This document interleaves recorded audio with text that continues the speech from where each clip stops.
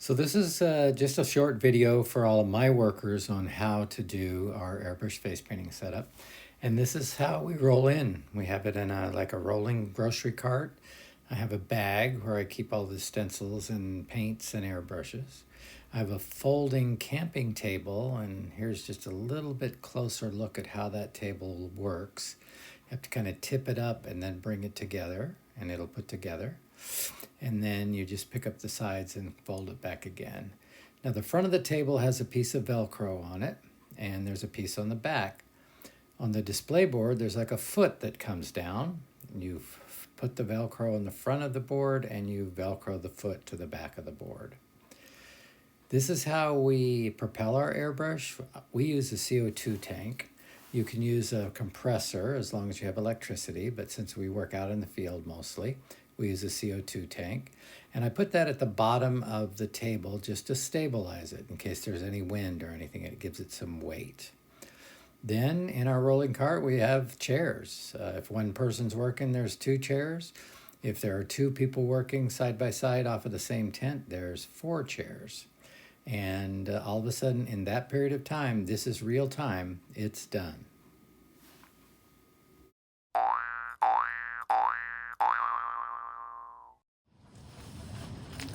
Okay, in our kit, we have many things. We have a box. It's like a file folder box, and it has all the stencils, and all the stencils match all the stencils there. Now, if you notice the front of the board, it has numbers on it. The back of the board has numbers too.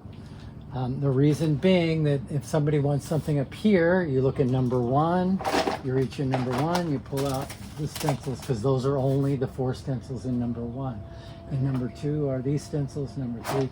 Instead of naming the stencils like we used to name it Superman or whatever. It's hard to find if somebody else calls it something else, right? Like, what would you call this one? You know, the star, the nautical star, could be anything. So we used to have it alphabetical and it would get lost. So now we just do it by numbers. And it's behind the numbers. So behind number 1, behind number 2, behind number 3. Now the last thing in the kit is a mirror. See, it's had some work done. It's a mirror. You can, when you're sitting there getting ready and there aren't too many kids, just clean this up if you want. And in front of the box is all the paint pens. Now these are all the paint pens that we're going to use. There's 10 basic colors, and those would come out and fit and sit there. Okay? Now in the end of the bag you have the airbrush tools. So these are the airbrush tools. And the way they work is, this end here is a quick connect CO2 fitting. People use this for like car repair. You know, this is where this came from. But it fits into our tank by just clipping in. Let me see if I can show you. I can even do this one-handed. Watch. Did you see how that clipped in? Did you see it, Reed? I mean, Alexa? Yeah. Okay. Now, in order to take it off, can you help me with that, Dad? Hold that right there. Well, like that. In order to take it off, I push this collar back and it'll pop right off. Okay. So it's clip on, pop off. Okay. So when I attach that and I open up the tank, now what happens is when you press the button, air comes out. There's airflow. All right, try that. Try that, pass it over. You have to push kind of hard, there you go. That's your airbrush tool. There's never any paint that goes through it, so you don't have to clean it out. You don't have to worry about all regular airbrushes have all this equipment inside, all these little pins and all this stuff. Mine doesn't have it. So this is just the basic tool. All right. So as long as it's working, as long as it's blowing air, you're all right. What you do is you use these pins to fit inside there, and that's how you change colors. Now, normally when you get a kit, there'd be a whole bunch of pens that are already here, open, ready to go, because of whoever used it last. This is all brand new because the last time we used this particular kit was back at Christmas time, so I just threw all those away. We're going to do all brand new ones. So they have plastic on them. You can either twist them off, which is sometimes hard to do, but once it comes off, you'll see this is white. It's not pink. All right. What you have to do is go up and down on the table, and that releases the paint in down to the tip of the pen. Now I'm going to do this where it hasn't touched yet. These are not connected. That's just a wick. It just lets the paint flow down through. So that's how the paint comes down and gets onto the end. You know it's starting to get on the end when it starts to paint pink, right? But you want to get it to where it's kind of really painting pink. Kind of really painting pink. So I'm going to do this with all 10 colors, and then we'll come back.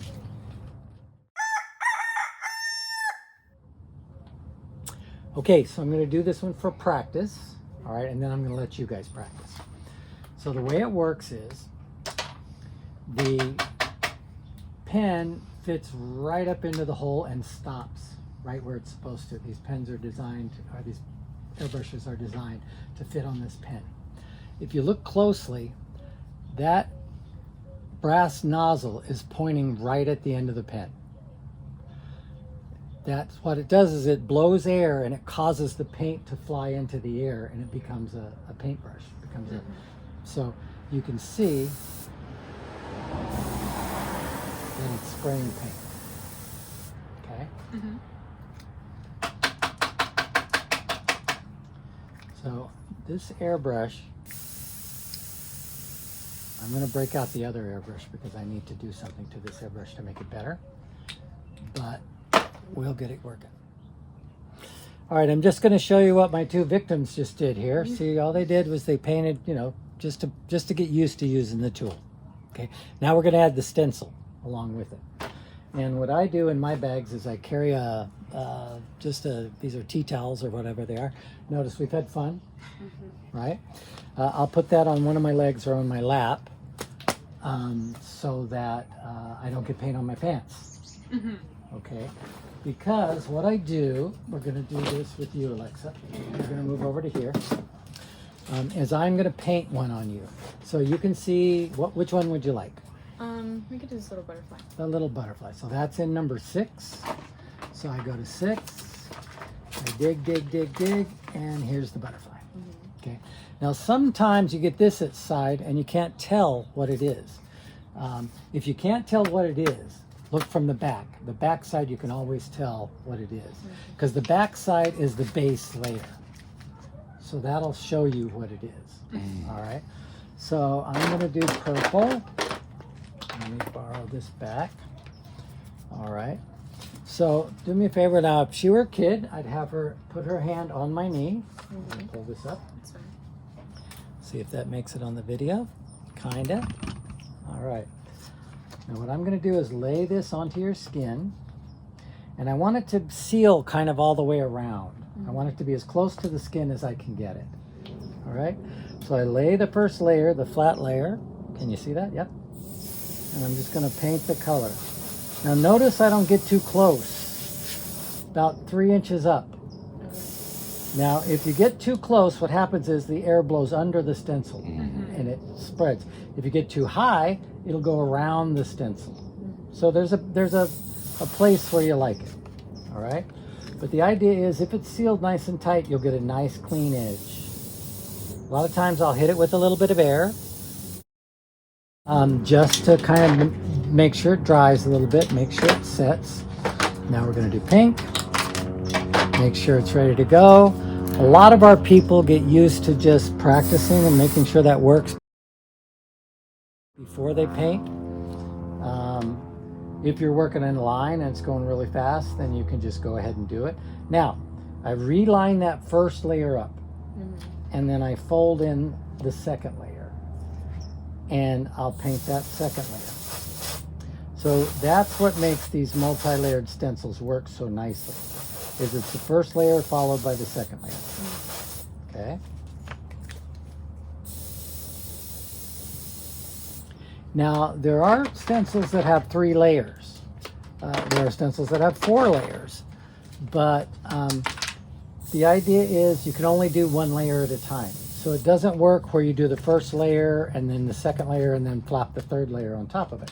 What you do is you keep the 2nd layer open, and then you do the 3rd layer all by itself. Okay.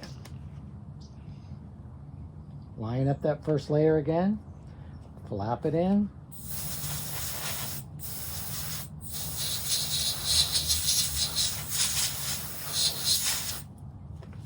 Just like that.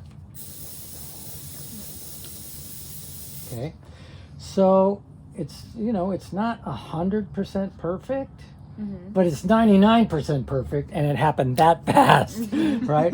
So I'm going to let you guys paint on your own legs. Okay. Or if Dad wants to jump in and get painted too. Okay. But I want you to pick 1 or 2 stencils and do 1 or 2 by yourself. Okay. All right. Okay?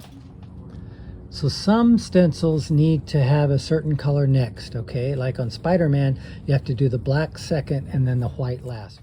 You go ahead. Most of the stencils will have the black you can see as the overlay. All right?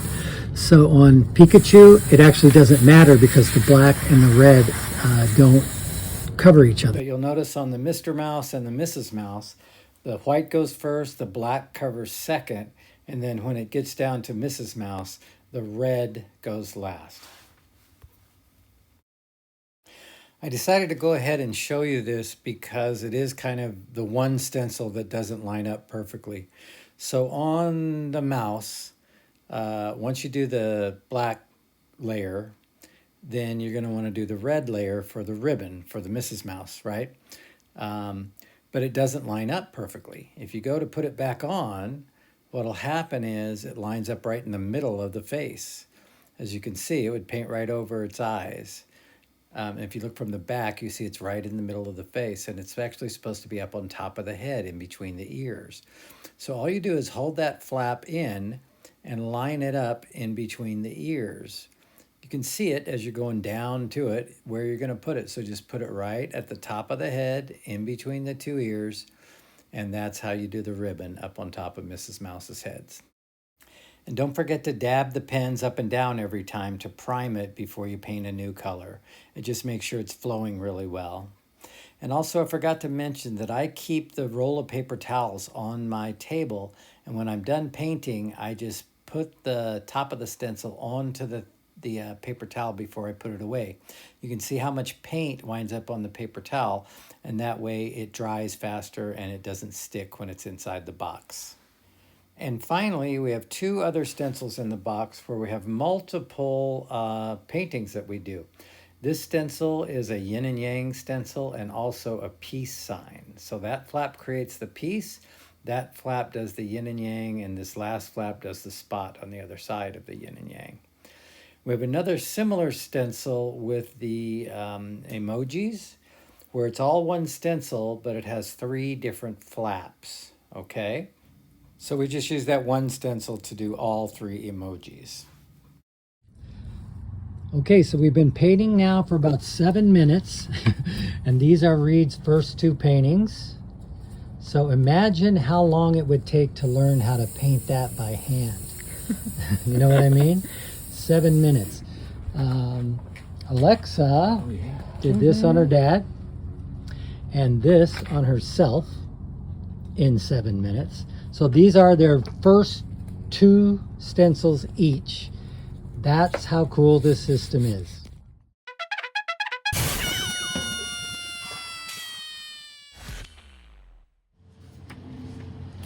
Okay, we're going to talk about 2 different particular techniques. All right, so this is a barbed wire, and the problem with barbed wire, let me borrow this back from you, Dad. Yep.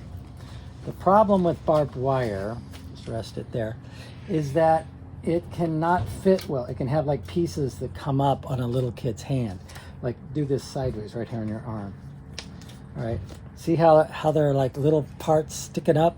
I don't know if you can see it, but it's not laying flat. I'm kind of accentuating it to show it.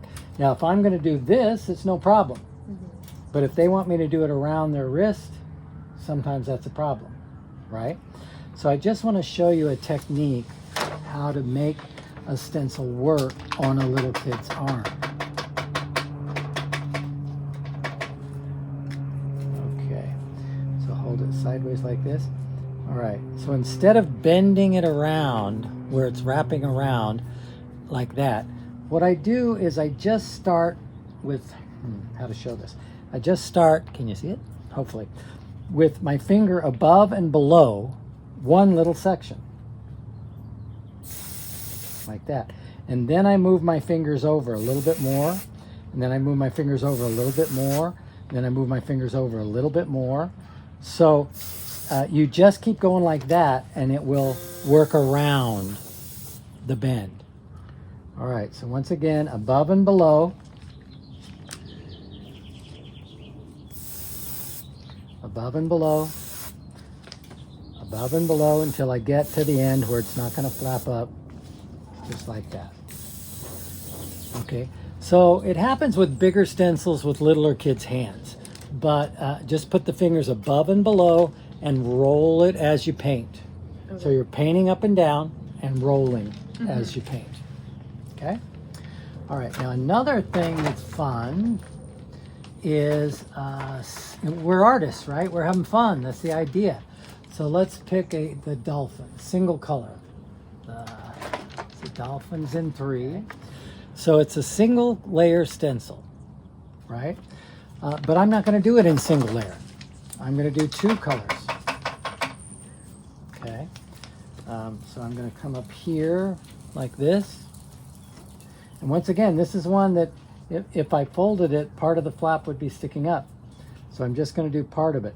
What I'm going to do is white first. Okay. So I've done a white one. Then I do the blue one.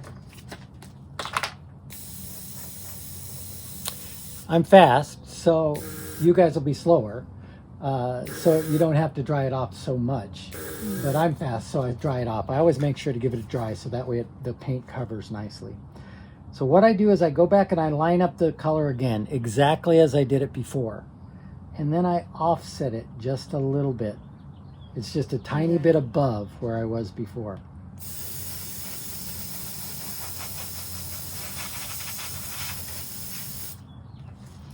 And what you get is you get the dolphin or the 2 colors offset.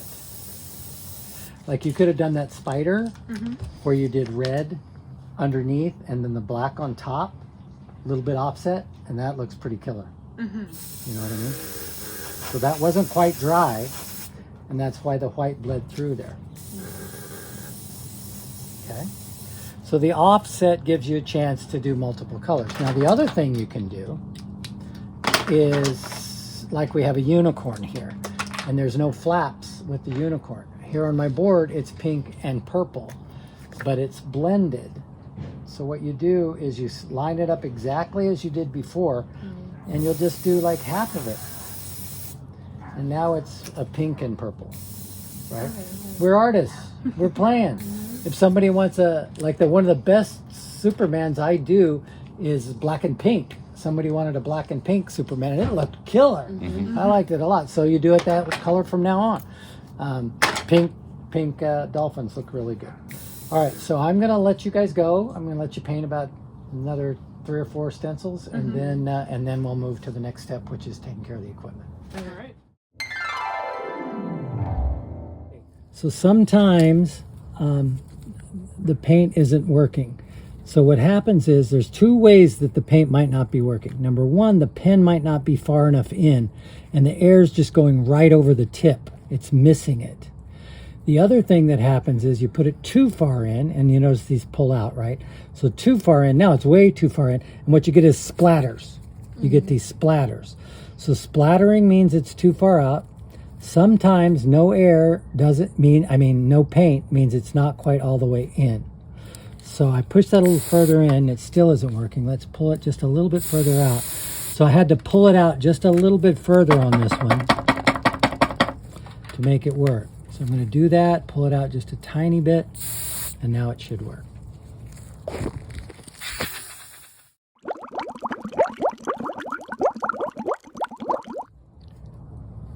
Okay. Okay, I'm going to show you one of the blending techniques. So what I want you to do is line the stencil back up, but when you paint, just try to paint around this inner circle. Don't do the whole thing, just try to do the inner circle. Okay.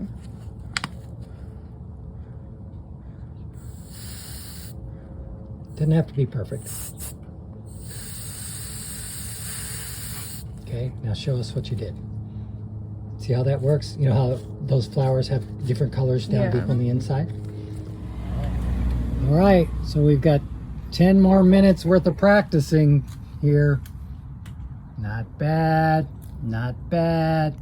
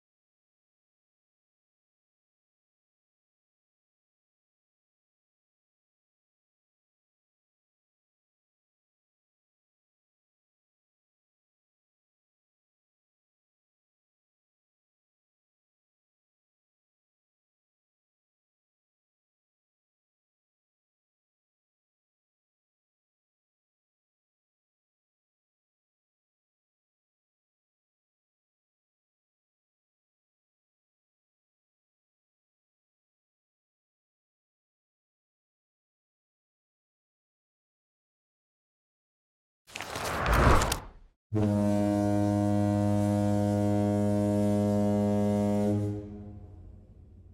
we go. Okay. All right, so now what we're going to do is just break down the equipment real quick to show you how it goes, to keep it safe and also to keep it where we're not injuring anything, right? So the first thing is you need your rolling cart. Actually, I kind of take that back. First thing is we're going to clean up the equipment. All right, so all the pens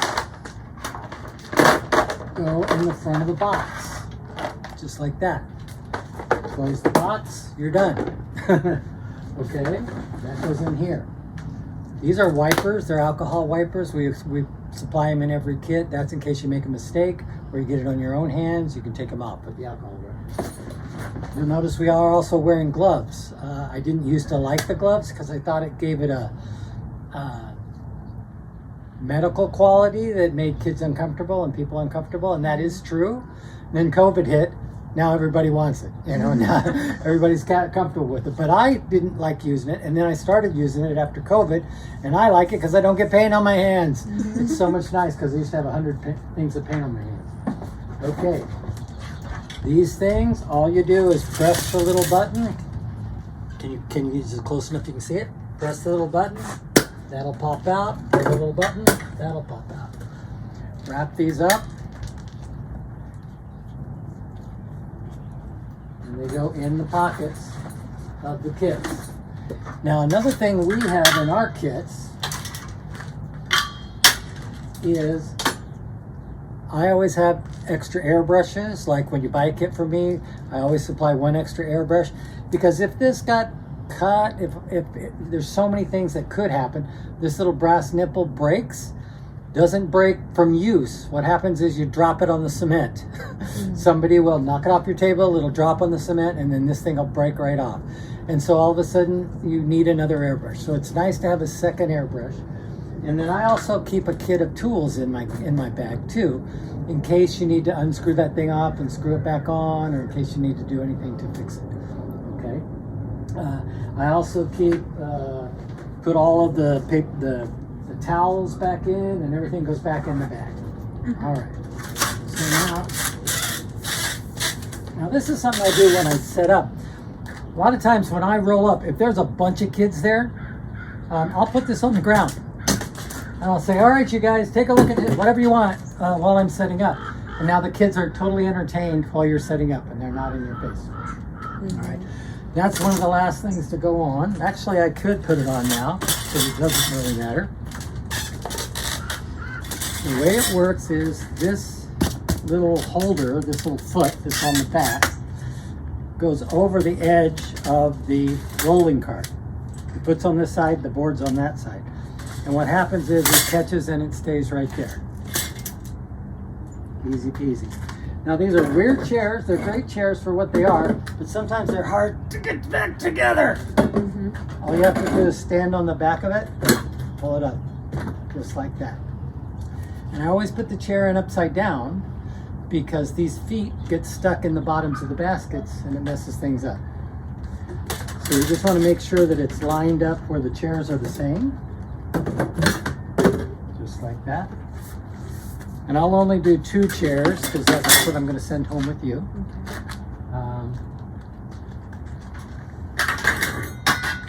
CO2 tanks, close them off. Righty-tighty, lefty-loosey. Righty-tighty, lefty-loosey. Also, I didn't do it here, but there's always an extra tank. So let's talk about that. So if it runs out, there's a regulator on this tank, not one on this tank. You have to take this off and put it on here. The way it works is there's a wrench here. All right, this wrench fits on this little nut here. Use the strength, use the weight of your body. Push down like that. It doesn't work if you're just trying to do it with your hand. It's hard. Okay, so you push down, you get it started. It'll probably bleed out a little bit of air. Sorry about that. Good. Got my hat. Okay. Once you get it loose, it will probably usually bleed out a little air, but maybe not. Then you can turn it like this. There we go. Once it bleeds out the air, then you're usually okay to take it. Okay. So there's a little rubber gasket in here, or there's sometimes like a little washer that fits in here. The washer might fall out. This is built in. It's only because this one hasn't fallen out yet. Once it falls out, you use the washers. All right, the washers are in the back. There's more washers in the back.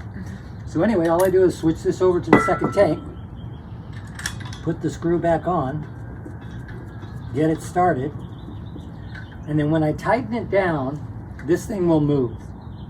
So I don't want this left and right when I tighten it down. I want it kind of up like that. And then when I tighten it down, once it gets to a certain point, that thing will start moving a little bit. See how it's starting to move? And once again, it has to be kind of fairly tight. It's kind of unbelievable, but these are 800 pounds of pressure. That's what this gas carries, is 800 pounds of pressure. That's why you have to have these regulators. So all you do is you get it where it started, where it's as tight as you can kind of get it. And then you use your body weight, like that.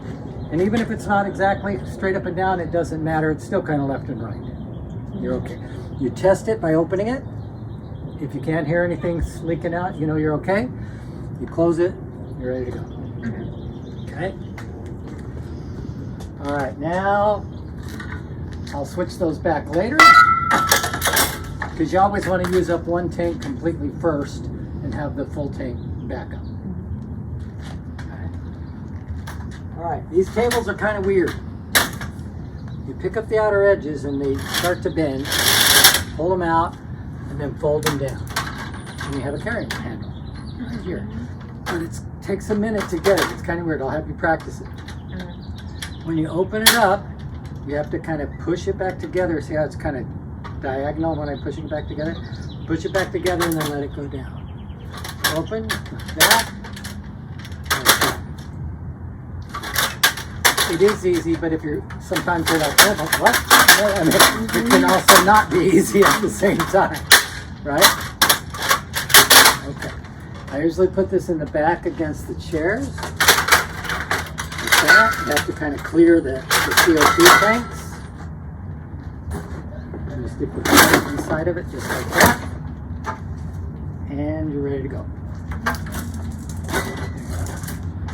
The only other thing is when you put it in your car, you want to put the chairs in, you know, I'll put the bag like down on the ground and I'll put everything else in because the bag comes off first, right? Don't drive off and leave the bag sitting on the this sidewalk. Why do you think I say that? Because it might More than one person has left the bag sitting on the ground driving away. So that's about $700 or $800 or $900 worth of stuff. the 50 stencils is what's most expensive. And the airbrushes too. So anyway, you put all of that in, and then you lay this on top of everything. You don't want to lay it down where this scratches. You don't want to put any chairs on top of this because it'll scratch. Okay? All right, done.